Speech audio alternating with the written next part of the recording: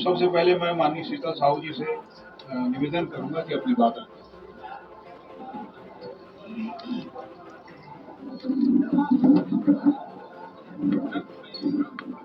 शीतल साहू, वर्तमान में मैं जिला साहू संघ का अध्यक्ष हूँ। मैं पूर्ण रूप से समाज सेवी हूँ। समाज सेवा के लिए मैं सदा तत्पर रहता हूँ, काम करते आया हूँ समाज की सेवा करते करते। आज मैं कांग्रेस प्रवेश कर रहा हूँ।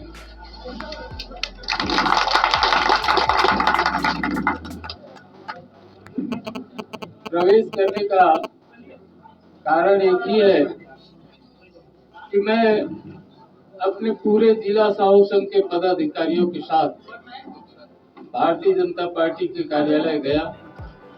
वहाँ के प्रभारियों से मैं सभी साथियों के साथ मेल मुलाकात किया, अपने समाज के विषय में अवगत कराया कि हमारे कवर्धा जिला में 2 विधानसभा है, कवर्धा एवं पंडरिया। दोनों विधानसभा में ओबीसी का बाहुल्यता है, किंतु ओबीसी में सबसे बाहुल्य साहू समाज है। इसलिए मैंने साथियों के साथ निवेदन किया कि पूर्व की भांति हमारे साहू समाज को दोनों विधानसभा में से एक टिकट चाहिए। बहुत निवेदन 5-6 बार जाकर के किया गया, आश्वासन तो दिए, किंतु आश्वासन में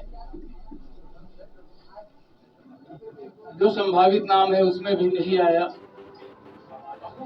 बार बार मुलाकात करके हमने अवगत कराया कि हमारे बाहुल्यता है, हम सब समाज के बीच में रहते हैं, हम बड़े भाई की भूमिका निभाते हैं, अन्य समाज को भी लेके चलते हैं, सब भाइयों ओबीसी को लेकर के और जितने भी विधानसभा में निवासरत है सबको हम साथ लेके चलते आए हैं।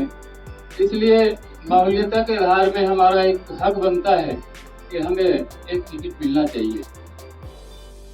किंतु अंततः दोनों विधानसभा में हमारे ना कोई ओबीसी को मिला, ना ही कोई हमारे समाज से मिला। इसलिए मैं बहुत आहत हुआ और वैसे वहां मैं बोल कर भी आ गया था कि देखिए, हमारा निवेदन यदि आप स्वीकार नहीं करेंगे, हमें नहीं देते, हमारा कोई ओबीसी भाई को दे दो। विशेषर पटेल जी का नाम आया था, उसके लिए भी मैं जिक्र किया। कोई बात नहीं, एक विधानसभा में ओबीसी आ गया है, एक विधानसभा बाकी है, उसमें हमारे समाज के कम से कम एक प्रत्याशी होना चाहिए। किंतु एक भी नाम नहीं आया। तो मैंने समाज वालों से बोला कि भाइयों, हमारे साहू समाज के प्रति भारतीय जनता पार्टी का विश्वास खत्म हो गया है। इसलिए एक भी प्रत्याशी के लायक दोनों विधानसभा मिला के कम से कम 90 से 1 लाख की बनता है। इतने बाहुल्यता के बाद भी हमारे प्रति वो लोग विश्वास नहीं जताया, तो हमारे विश्वास उनके प्रति भी थोड़ा सा सशंकित हो गया कि जब हमारा विश्वास पार्टी नहीं कर रहा है तो हम तो अपना रास्ता बदल सकते हैं। लोगों ने स्वीकार भी किया। पूर्ण रूप से जब नाम नहीं आया, फिर मैंने अपने समाज का बैठक बुलाया। समाज के व्यक्तियों को बोला गया कि भाई, हम वहाँ बोल के आए हैं, समय रहते हमारा नाम आ जाए, नहीं आएगा तो हम रास्ता बदल देंगे। समाज वालों को इस बात को अवगत कराया। समाज वालों ने कहा कि भाई, बोल दिया, अच्छी बात है, लेकिन क्या किया जाए। मैं बोला, आप लोग ही बताओ क्या करना चाहिए। तो जो जहाँ है वहाँ अपना स्वतंत्र रहे, किसी को दबाव देने की जरूरत नहीं है। तो मैंने भी उस बात को स्वीकार करते हुए समाज के सभी जितने भी आए हुए थे उनको मैं अपना बात कह दिया कि भाई देखिए, हमारे समाज से कोई आज प्रत्याशी नहीं है, आप लोग स्वतंत्र है, आप लोग जहाँ चाहे हैं वहाँ अपना मतदान कर सकते हैं।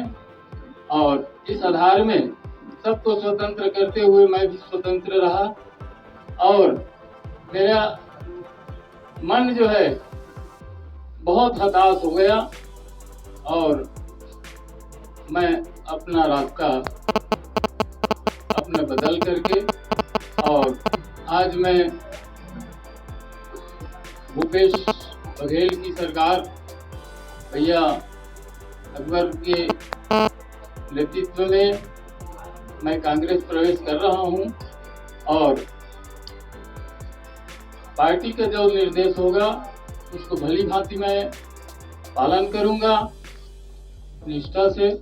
और मैं अन्य भाइयों से भी अपील करूंगा कि हो सकता है यदि आप लोग चाहे तो भी आप कांग्रेस पार्टी को सपोर्ट करें।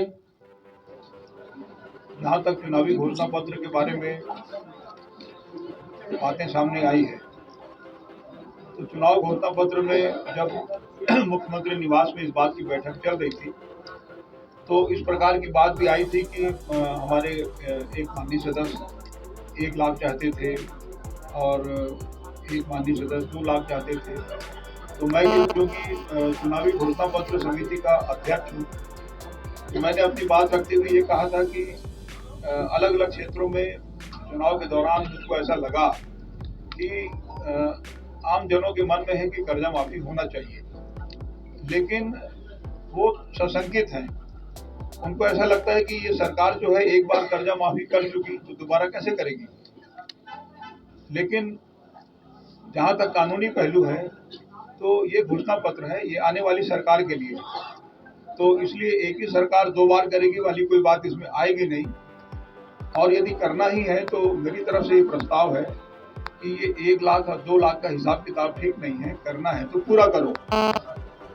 तो तत्काल मुख्यमंत्री जी ने इस बात की सहमति दी। उन्होंने कहा कि नहीं अकबर भाई ठीक बोल रहे हैं, मेरी सहमति है और कल मैं इसका अनाउंस करूंगा।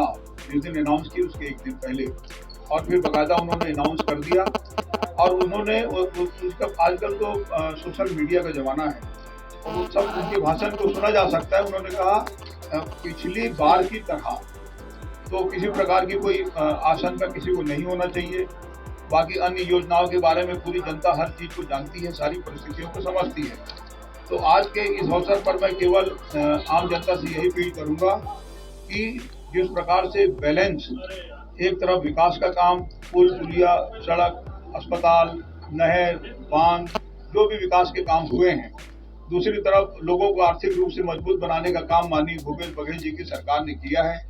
चाहे वो धान खरीदी 2500 रुपये के मूल्य के हिसाब से हो या गोबर खरीदी हो या जो भूमिहीन किसान है उस माध्यम से लोगों की जेब में पैसा डालने वाला हो, या राजीव गांधी किसान न्याय योजना के नाम से लोगों के खाते में पैसा डालने वाला काम हो, या तेंदुपत्ता खरीदी में पैसा देने वाला काम हो, या लघु वनोपज खरीदी में पैसा देने वाला काम हो, तो बैलेंस विकास सरकार ने किया है।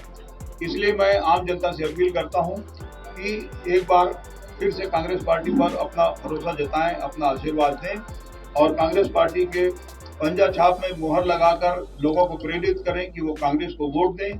और आम जनता से यही मेरा निवेदन है कि जिस प्रकार से कांग्रेस ने आप सभी के लिए काम किया है, तो कांग्रेस ने जो नारा दिया है अब की बार 75 पार, उसको सार्थक करके दिखाएं। एक बार फिर से पंजा छाप में मुहर लगाएं।